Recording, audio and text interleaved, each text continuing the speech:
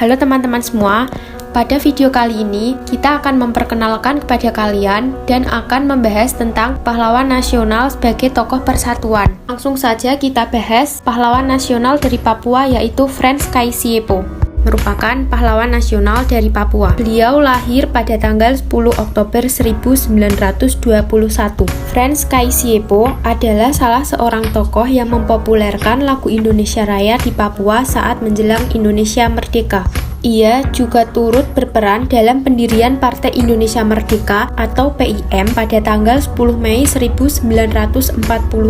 Pada tahun yang sama, Kaisiepo menjadi anggota delegasi Papua dalam konferensi Malino di Sulawesi Selatan. Ia sempat menyebut Papua atau Netherlands New Guinea dengan nama Irian yang konon diambil dari bahasa Biak yang berarti daerah panas. Dalam konferensi ini, Frans Kaisiepo juga menentang pembentukan negara Indonesia Timur atau yang sering kita sebut sebagai NIT. Hal itu karena NIT tidak memasukkan Papua ke dalamnya. Frans juga mengusulkan agar Papua dimasukkan ke dalam Keresidenan Sulawesi Utara. Pada tahun 1948, Kaisiepo ikut berperan dalam merancang pemberontakan rakyat Biak melawan pemerintah kolonial Belanda. Pada tahun 1961, ia mendirikan Partai Politik Irian Sebagian Indonesia atau ISI yang menuntut penyatuan Netherlands New Guinea ke negara Republik Indonesia. Paruh tahun terakhir tahun 1960-an, Kaisiepo berupaya agar penentuan pendapat rakyat atau PEPRA bisa dimenangkan oleh masyarakat yang ingin Papua bergabung ke Indonesia. Proses tersebut akhirnya menetapkan Papua menjadi bagian dari negara Republik Indonesia. Beliau wafat pada tanggal 10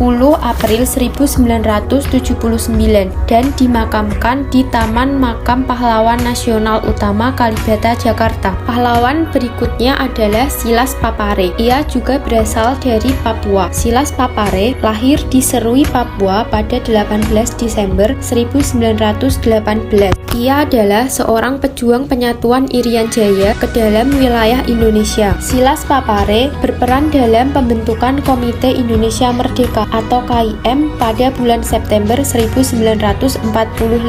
Komite ini bertujuan untuk menghimpun kekuatan mempertahankan proklamasi 17 Agustus 1945.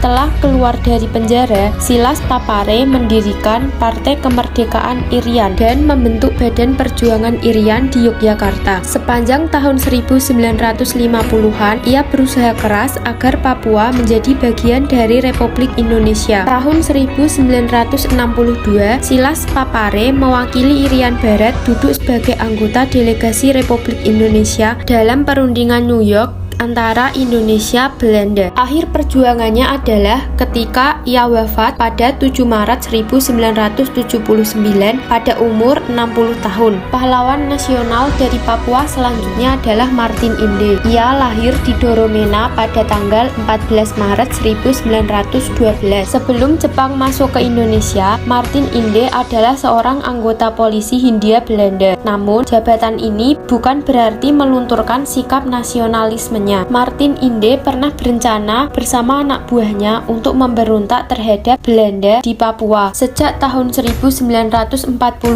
Martin Inde menjadi ketua Partai Indonesia Merdeka atau PIM.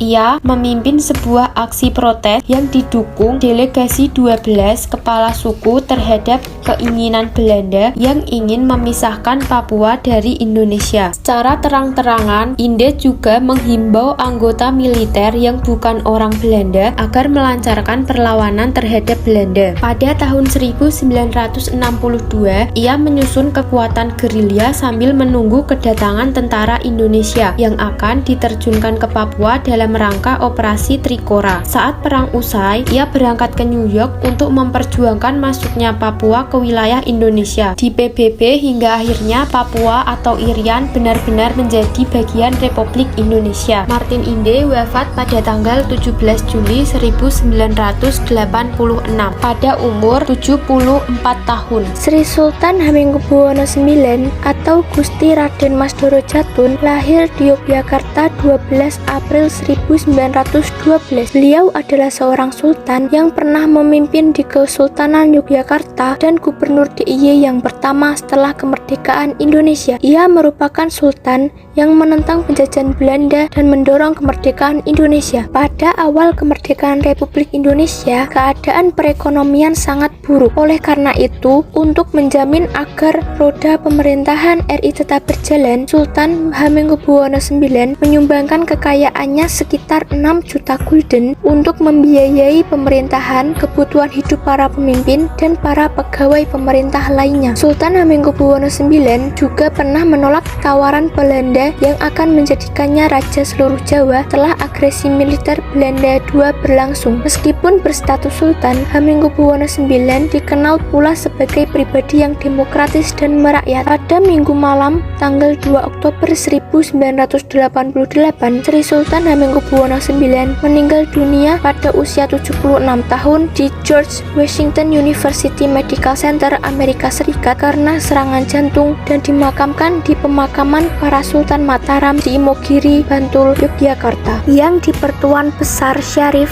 Kasim Abdul Jalil Saifuddin atau Sultan Syarif Kasim II lahir di Siak, Sri Indrapura, Riau 1 Desember 1893. Sultan Syarif Kasim II dinobatkan menjadi Raja Siak Indrapura pada tahun 1915 ketika berusia 21 tahun. Sultan Syarif Kasim II merupakan seorang pendukung perjuangan kemerdekaan Indonesia. Ketika berita proklamasi kemerdekaan Indonesia sampai ke Siak, Sultan Syarif Kasim II segera mengirim surat kepada Soekarno-Hatta menyatakan kesetiaan dan dukungan terhadap pemerintah RI serta menyerahkan harta senilai 13 juta gulden atau setara dengan 1,47 triliun untuk pemerintah Indonesia. Sultan Syarif Kasim II membentuk Komite Nasional Indonesia di Siak, Tentara Keamanan Rakyat, dan Barisan Pemuda Republik. Saat revolusi kemerdekaan pecah, Sultan aktif mensuplai bahan makanan untuk para laskar. Ia juga kembali menyerahkan 30% harta kekayaannya berupa emas kepada Presiden Soekarno di Yogyakarta bagi kepentingan perjuangan. Sultan Syarif Kasim II meninggal di Rumbai, Pekanbaru Riau 23 April 1968 pada usia 74 tahun.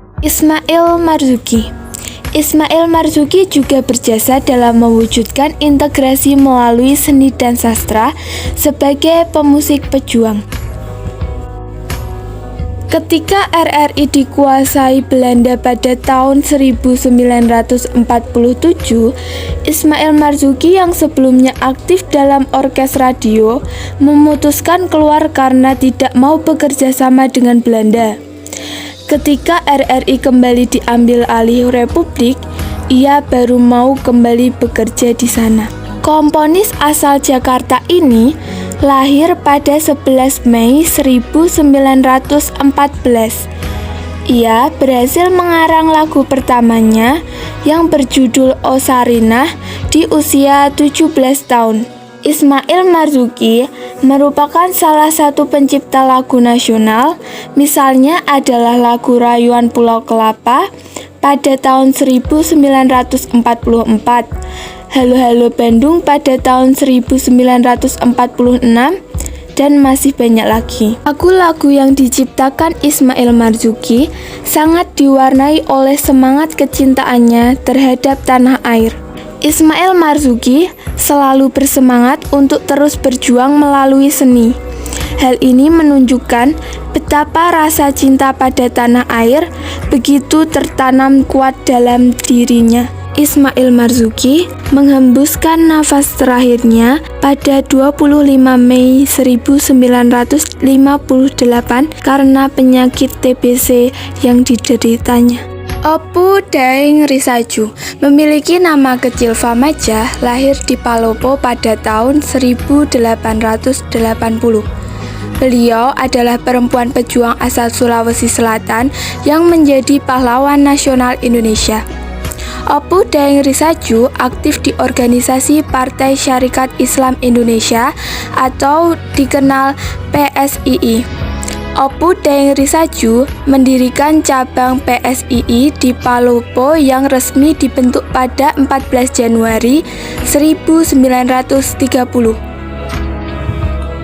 Pada saat itu, Belanda tidak ingin Opu mendapat dukungan rakyat besar. Pihak Belanda bersama Departemen Pengontrol Masamba menganggap Opu melakukan tindakan menghasut rakyat agar tidak percaya pada pemerintah. Akhirnya, Opu dicabut gelar kebangsawanannya dan dipenjara selama 13 bulan. Tetapi itu tidak membuat jera bagi Opu. Malah setelah keluar penjara, Opu semakin aktif menyebarkan PSII. Saat Opu datang ke Jawa, ia juga mendapat sikap tidak senang dari pihak kerajaan. Opu Daeng kembali dijatuhi hukuman penjara selama 14 bulan pada tahun 1934 oleh anggota Dewan Hadat yang pro-Belanda. Pada masa revolusi, Opu kembali aktif bersama pemuda Sulawesi Selatan untuk melawan Nika yang ingin kembali menjajah Indonesia.